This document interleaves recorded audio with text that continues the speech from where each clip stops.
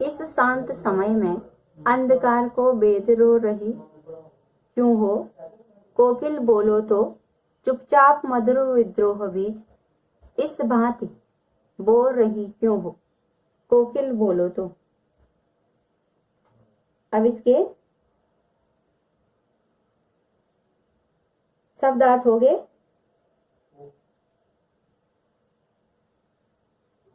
अंधकार, अंधेरा, बेद, तोड़ना या काटना, विद्रोह मैंने बगावत या विरोध,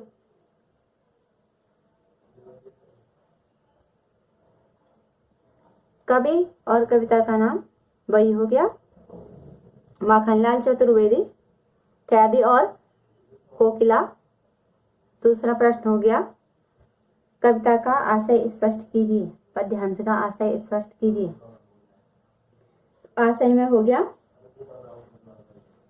कवि कोयल को संबोधित करते हुए कहते हैं कि हे कोयल, तू रात्रि की इस निस्तब्धता में, क्योंकि सारा संसार चुपचाप सोया हुआ है, सुनसान पड़ा हुआ है, उस निस्तब्धता को चीरकर अपना मधुर गीत, बेधना में चीरना, उसको चीर करके अपने मधुर स्वर हमें सुनाने आई है। इसके पीछे तेरी क्या मनसा है, अर्थात तू क्या चाहती है? अब यह मेरी समझ में भली प्रकार आ गया है। हे कोयल, तू जानती है कि दिन का समय घोर यातना, संघर्ष और कठोर परिश्रम में हमें बिताना होता है। उस समय तेरी यह चुपचाप मधुर विद्रोह बीज, तेरी यह जो मधुर ध्वनि है उसको हम सुन नहीं पाते हैं, इसलिए वह बेकार हो जाती है। तेरी करुणा को हम ग्रहण नहीं कर पाते हैं। हे कोयल, तुम रात्रि के इस नीरव, जहां कोई भी ध्वनि न हो, एकांत में रुदन क्यों कर रही हो? चुपचाप मधुर बीज विद्रोह, तुम क्यों रो रही हो? क्यों रुदन कर रही हो? क्यों चिल्ला रही हो? तुम अपनी मधुर आवाज से हमारे हृदयों में विद्रोह के बीज बो रही हो। क्या तुम हमें विद्रोह की प्रेरणा देने के लिए चीख रही हो? हे कोयल, बोलो। तीसरा प्रश्न हो गया कि कवि को कोयल रात्रि के समय क्या करने आई है? तो कवि को कोयल रात्रि के समय उसके घावों पर मरहम लगाने आई है, अपना उसके संग रो करके अपना दुख हल्का करने आई है। अब कविता का भाव सौंदर्य, इसमें ब्रिटिश शासन, जो अंग्रेज शासक हैं, उनके अत्याचारों और अमानवीय व्यवहारों, यातनाओं का कवि ने यहाँ पर सजीव वर्णन किया है। तथा शिल्प सौंदर्य में हो गया पहला, कवि ने कोयल को मानवीयकृत किया है, इसलिए मानवीयकरण अलंकार हो गया। तथा प्रश्नोत्तर शैली का कवि ने प्रयोग किया है और प्रश्नालंकार हो गया।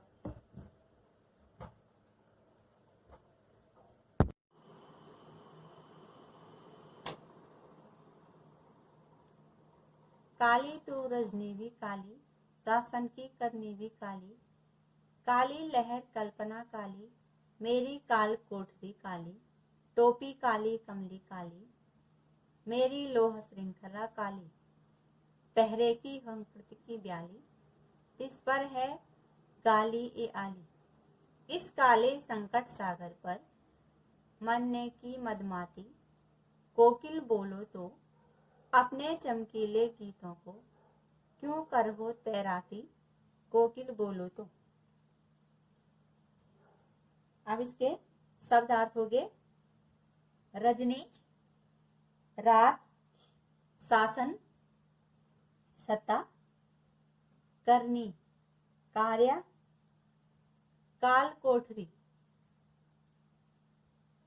कारागार की अंधेरी कोठरी, छोटा सा एक कमरा, कमली, कंबल, लोहा श्रृंखला, लोहे की जंजीर, हुंकृति, हुंकार, ब्याली, नागिन, तिस पर, उस पर भी, मदमाती, मस्ती से भरी या बोराई सी या पगलाई सी। अब कवि और कविता का नाम माखनलाल चतुर्वेदी। कवि का नाम, कविता का नाम हो गया कैदी और कोकिला। दूसरा प्रश्न, पद्यांश का आशय स्पष्ट कीजिए। कवि कोयल को संबोधित करते हुए कहते हैं कि हे कोयल, काली तू, तेरा रंग भी काला है और जो रात्रि है जो भी काली है, और इस पर जो ब्रिटिश शासन की करतूतें हैं, उनके कारनामे हैं, वे भी काली है। अर्थात हमें उनकी घोर यातनाएं हमें सहनी पड़ती हैं। हमारे प्रति वो अच्छा व्यवहार नहीं करते हैं और कारागार में चोरों डकैतों के बीच हमें रहना पड़ता है। और काली लहर कल्पना काली, और मेरे मन में जो भावनाएं हैं, जो कल्पनाएं हैं, वो भी, उनमें भी काली तरंगे उठ रही हैं। अर्थात और मेरी जो कोठरी है, मेरे मन में भी अच्छे विचार नहीं आ रहे हैं। काली कल्पना, मेरे विचार में, मन में भी अच्छे विचार नहीं आ रहे हैं। और जो रहने के लिए हमें कोठरी दी गई है, वह भी काली है, जिसमें हम बंद हैं।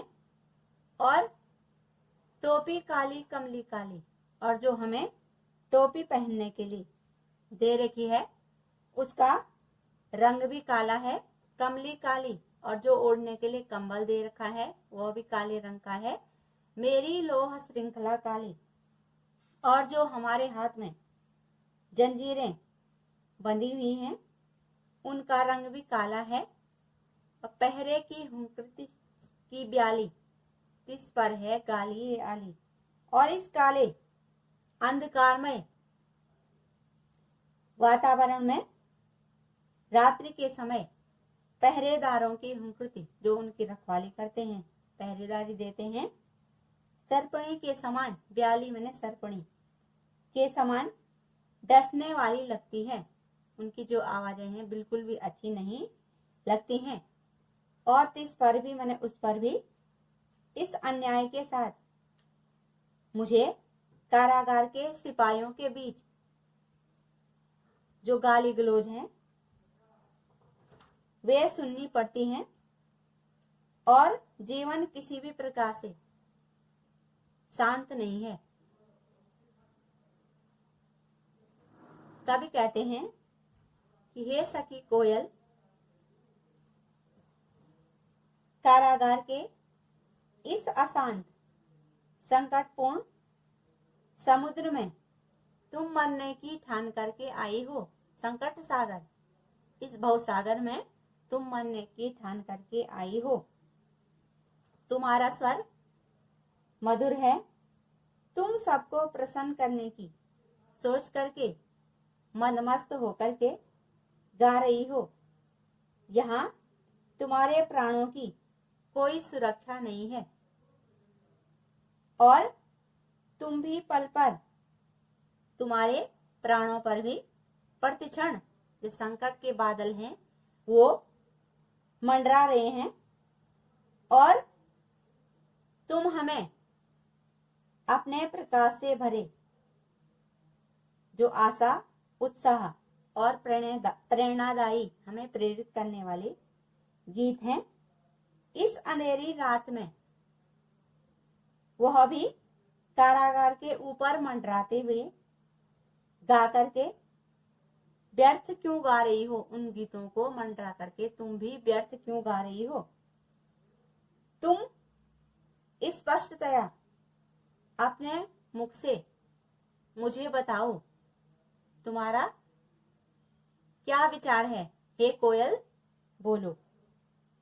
अब तीसरा प्रश्न हो गया, काली विशेषण किस किस के लिए प्रयुक्त हुआ है। तो काली विशेषण कोयल, रजनी रात, टोपी और कंबल तथा जो उनकी हाथ में बनी हुई जंजीरें हैं वो भी काली हैं और उनकी कोठरी भी काली है जिसमें वो रहते हैं, कोठरी काली। और जो ब्रिटिश शासन का उनके साथ व्यवहार है वो भी काली शासन, वो भी काला है। उनके करने भी, उनके कार्य भी काले हैं, अर्थात अच्छे नहीं हैं। और जो कवि के मन में कल्पना की लहरें उठ रही हैं वो भी अच्छे विचार नहीं हैं, काले विचार हैं, अर्थात मन में अच्छे विचार नहीं उठ रहे हैं। और संकट सागर पर जो बादल मंडरा रहे हैं वो भी कवि के मन में अच्छे विचार उत्पन्न नहीं कर रहे हैं। इसके लिए काली विशेषण का प्रयोग किया गया है। अगला प्रश्न हो गया, काली विशेषण किन अर्थों में प्रयुक्त हुआ है। तो काली विशेषण का प्रयोग कवि ने निम्न अर्थों में किया है। काला रंग कोयल का हो गया और रजनी का रंग तथा टोपी का रंग, कंबल का रंग और जंजीरों का रंग। दूसरा हो गया अन्याय के विरुद्ध, शासन की करनी और संकट सागर। तीसरा हो गया भयानक काली लहर और काली कल्पना जो कवि के मन में उठ रही हैं तथा काल कोठरी। इन अर्थों में काली विशेषण का प्रयोग किया गया है। अगला प्रश्न, कवि को कोयल का व्यवहार कैसा प्रतीत होता है। तो कवि को कोयल का व्यवहार प्रेरणाप्रद, सहानुभूतिपूर्ण लगता है। कोयल संकट के समय में कवि को अपने चमकीले सुंदर गीतों को सुना करके संघर्ष की प्रेरणा देने आई है और कवि को ऐसा प्रतीत होता है कि कवि मुझे जो संघर्ष है हमारे स्वतंत्रता के विरुद्ध हमें जगाने आई है, हमें प्रेरणा देने आई है। अगला प्रश्न, कोयल का स्वर चमकीला गीत क्यों कहा गया है। तो कोयल के स्वर को कवि ने चमकीले गीत इसलिए कहा है कि जिस प्रकार चमक से प्रकाश, आशा, उत्साह आदि का संचार होता है, उसी प्रकार कोयल के गान से भी कवि में आशा, ओज, संघर्ष आदि प्रेरणाएं जगती हैं। चमकीला गीत देशभक्ति की भावना भरने वाला तथा कोयल का स्वर है। अगला प्रश्न, पद्यांश का भाव सौंदर्य स्पष्ट कीजिए। तो ब्रिटिश कालीन कारागारों में होने वाले जो अन्याय और निराशामय वातावरण का कवि ने सजीव वर्णन किया है कि कैसा कैसा व्यवहार भारतीयों पर जो ब्रिटिश शासन थे करते थे, उनको जेलों में बंद करके उनके साथ अत्याचार करते थे। और कोयल का मीठा स्वर भी देशभक्ति की आग, क्रांति की ज्वाला बन करके प्रस्तुत हुआ है। ये देशभक्ति की भावना जगाने वाली प्रेरणाप्रद पंक्तियां हैं। अगला प्रश्न, पद्यांश का शिल्प सौंदर्य स्पष्ट कीजिए। तो शिल्प सौंदर्य में पहला हो गया काली को तीन अर्थों में। पहला हो गया काला रंग जो कंबल का है, रात का है, टोपी का है और कोठरी का है। दूसरा हो गया अन्याय।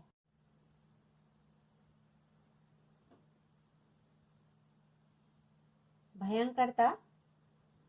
इन तीन अर्थों में काली शब्द का प्रयोग किया गया है, इसलिए यमक अलंकार हो गया। दूसरा हो गया काली के बार बार प्रयोग से, तो काली शब्द है उसके बार बार प्रयोग से निराशा, आतंक, अत्याचार का वातावरण जीवंत हो उठा है। उस वातावरण में कभी हमको ले गए हैं। अगला हुंकृति की ब्याली और संकट सागर, इसमें रूपक अलंकार हो गया। तीसरा हो गया कि कवि ने अनुप्रास अलंकार का प्रयोग किया है। काली लहर कल्पना काली, क वर्ण की आवृत्ति हुई है। काल कोठरी काली, कोकिल बोलो तो, क वर्ण की आवृत्ति। संकट सागर, सौ वर्ण की आवृत्ति। और शासन की करनी, क वर्ण की आवृत्ति हुई है, इसलिए अनुप्रास अलंकार हो गया। और चमकीले गीत स्वतंत्रता की भावना और आशा तथा उत्साह का प्रतीक है। तथा कवि ने कोयल से प्रश्न पूछा है, इसलिए प्रश्न शैली का कवि ने बड़े आकर्षक ढंग से प्रयोग किया है। तुझे मिली हरियाली डाली, मुझे नसीब कोठरी काली, तेरा नभ भर में संचार, मेरा 10 फुट का संसार, तेरे गीत कहावे वाह, रोना भी है मुझे गुनाह, देख विषमता तेरी मेरी, बजा रही तिस पर रणवीरी। अब इसके शब्दार्थ हो गए। नसीब भाग्य, प्रारब्ध जिसको कहते हैं, नभ आसमान, संचार फैलाव या विस्तार, गुनाह अपराध, विषमता अंतर तथा रणभेरी युद्ध का संगीत। कवि कोयल को संबोधित करते हुए कहते हैं, कवि और कविता का नाम वही हो गया जो पहले वाले में है। अब अर्थ हो गया कि कवि कोयल को संबोधित करते हुए कहते हैं कि हे कोयल, तू तो बड़ी भाग्यवान है, तुझे बैठने के लिए हरियाली से भली हुई जो डालियां हैं वो मिली हुई हैं, और मुझे घुट घुट करके इस काल कोठरी में जीना पड़ता है, और तुझे उड़ने के लिए जो असीमित आसमान है वह मिला हुआ है, लेकिन मुझे इस 10 फुट की जो बंदी गृह है उसमें रहना पड़ता है, और मैं बंदी गृह से बाहर निकल करके घूम भी नहीं सकता हूँ। जब तू गाती है तो सारे लोग वाह वाह मैंने प्रशंसा करते हैं, और मेरा रोना भी किसी को अच्छा नहीं लगता, वह भी सबको खराब लगता है, किसी को सुहाता नहीं है, ठीक नहीं लगता है। लोग मेरी वेदना सुनना भी नहीं चाहते हैं, और तेरी और मेरी परिस्थिति में विषमता माने बहुत बड़ा अंतर है। तू स्वतंत्र है और मैं प्रतंत्र कैदी हूं, यहाँ बंद हूं। इतना सब जानकर भी तू रणभेरी, तू युद्ध का संगीत छेड़ रही है, हे कोयल बोलो। अब प्रश्न हो गया, कवि और कविता का नाम वही हो गया। तीसरा प्रश्न आशय अर्थ हो गया। अगला प्रश्न हो गया कि 10 फुट का संसार का आशय स्पष्ट कीजिए। तो 10 फुट का संसार से आशय है सीमित काल कोठरी में कैद रहना। अगला हो गया नभ का संचार से आशय। नभ का संचार से क्या आशय है उसको स्पष्ट कीजिए। तो खुले आसमान में विहार करना, घूमना। अगला प्रश्न हो गया कि कोकिल का स्वर कवि के लिए प्रेरणामयी ध्वनि है, सिद्ध कीजिए। तो कोकिल का स्वर कवि के लिए प्रेरणादायी स्वर है। यह कोयल की, जो कि वे कोयल की कूक सुनकर ही कुछ भी करने को तैयार हैं, इसलिए वे कहते हैं इस हुंकृति पर अपनी कृति से और कहूं क्या कर दूं, कोकिल बोलो तो। इसलिए वो कोयल से कहते हैं कि इससे अधिक मैं क्या करूं।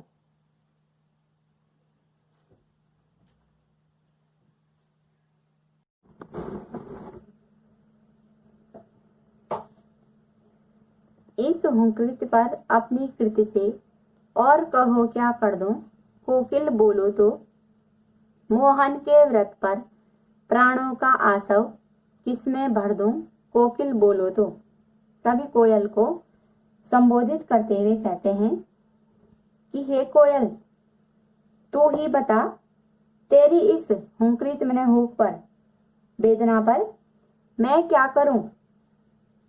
तेरी व्यवस्था को मैं अच्छी तरह पहचान रहा हूं, जरा सोच मैं कर भी क्या सकता हूं, क्योंकि मैं इस काल कोठरी में बंद हूं। हाँ, तेरी प्रेरणा पाकर के मैं कारागार में बैठे बैठे अपनी ओजपूर्ण कविताएं लिख रहा हूं अपनी कृति से। कृति मैंने जो कवि ने रचनाएं की हैं कारागार में बैठ करके। इसके अतिरिक्त मैं और क्या कर सकता हूं, कहो क्या कर दूं। और मैं मोहन के व्रत पर, मोहनदास करमचंद गांधी के स्वतंत्रता के दृढ़ संकल्प को पूरा करने के लिए, जो उन्होंने भारत को स्वतंत्र करने का जो संकल्प था उसको पूरा करने के लिए अपनी प्राण शक्ति, प्राणों का आसव, प्राणों की शक्ति किस में भर दूं, किस दिशा में लगाऊं। हे कोयल बोलो, तुम ही मेरा मार्गदर्शन करो, तुम ही मुझे राह दिखाओ। हे कोयल बोलो।